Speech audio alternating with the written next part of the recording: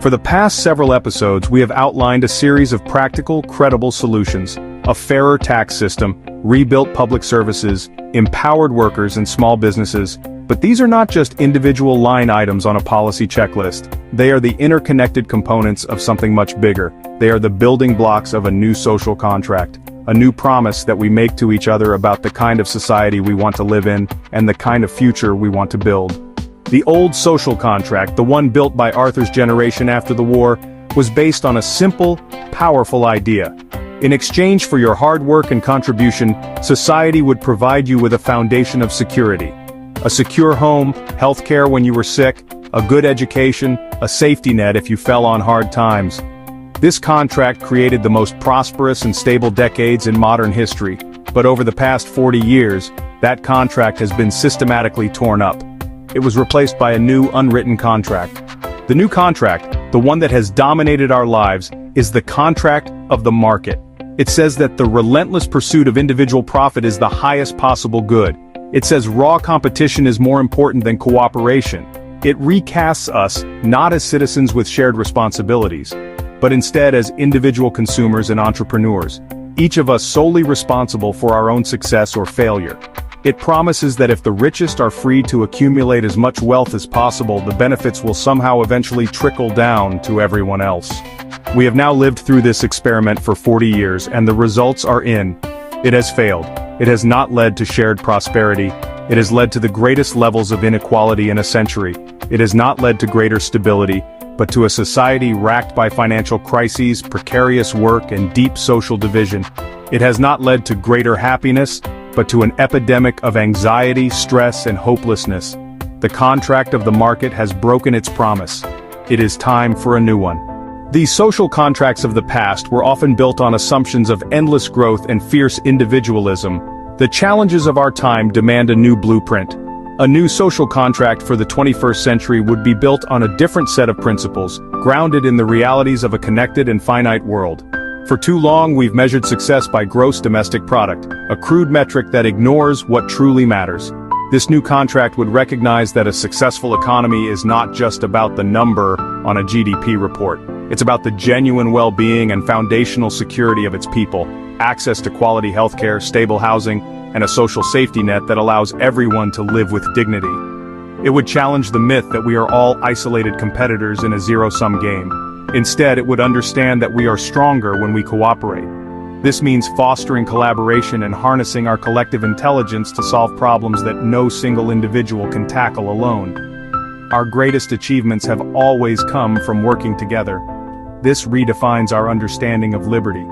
True freedom is not just the freedom to get rich, it is the positive freedom to pursue a meaningful life. This is the freedom from the crushing weight of poverty, the modern-day shackles of inescapable debt, and the constant gnawing fear of precarity, the fear that one emergency could lead to ruin. It would be a contract based on the simple, powerful idea that the economy should serve society. This means seeing the economy not as a force of nature to be obeyed, but as a tool that we have created, and that we can redesign to meet our shared goals of a just and sustainable world. For too long, we have been told that society must serve the economy. This contract insists it is not the other way around. What would this society look like? It would be a society where a single full-time job is enough to live on with dignity, not just to survive, but to thrive. Where your hard work is rewarded with the security to plan for the future and enjoy time with your family, free from the crushing weight of financial instability. This security extends to the very place we call home. It's a society where everyone has a right to a secure, affordable home, a place understood not as a commodity, but as a fundamental human right. Imagine communities where the fear of eviction no longer looms over families, and where our homes are a sanctuary of peace and stability. And what of our health?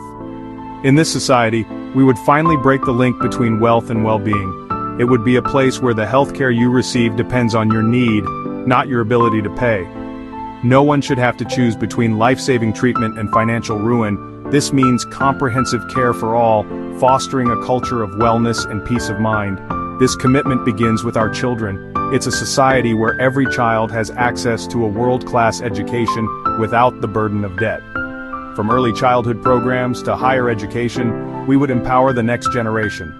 Imagine graduates free to innovate and contribute based on their talents, not the necessity of paying off a mountain of loans. This is how we unlock potential.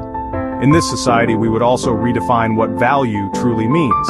It would be a society that values the work of a nurse or a teacher as much as it values the work of a hedge fund manager. This isn't just about applause, it's about fair wages, strong benefits, and the deep collective respect these essential professions deserve. A strong society is built on the bedrock of care and education. Ultimately, this vision is about a fundamental shift in priorities. It would be a society that invests in its people, not as an expense but as the most critical investment we can make. We would pour resources into our communities and our shared future, knowing that this is the surest path to long-term, sustainable prosperity, a prosperity that is shared by all, not just a select few. And let us be clear, this is not a radical, utopian dream. It's not a call to tear down our institutions. Instead, it is a pragmatic, evidence-based response to the very real crises we face. This vision is rooted in a deep understanding of what has worked before. This is a return to the very principles that built the most successful societies of the 20th century. Principles like robust public investment in infrastructure and education, and strong social safety nets that provide a foundation of security. We must now take that proven blueprint and update it for the unique challenges of the 21st century. A globalized economy, the rapid advance of automation, and the existential threat of climate change. These ideas are not about destroying capitalism, they are about saving it from its own worst excesses. The current model, fixated on short-term shareholder value, has become self-destructive, incentivizing risky speculation over long-term investment. By reintroducing guardrails and realigning incentives, we can restore the dynamism and innovative spirit that is the true engine of a healthy market economy. It is a vision for a more balanced, more stable, and more dynamic form of capitalism, one where the interests of workers and communities are balanced with the pursuit of profit, a system less susceptible to speculative bubbles and devastating crashes. This stability fosters an economy where small businesses can compete and innovation solves real problems, creating prosperity for the many, not just the few. This isn't a distant fantasy. The tools, the policies, and the historical precedents are all there. It is a future that is entirely within our grasp, waiting for us to have the collective will to build it. The path forward may seem daunting, and the forces of the status quo are powerful. So the crucial question remains, but how do we get there?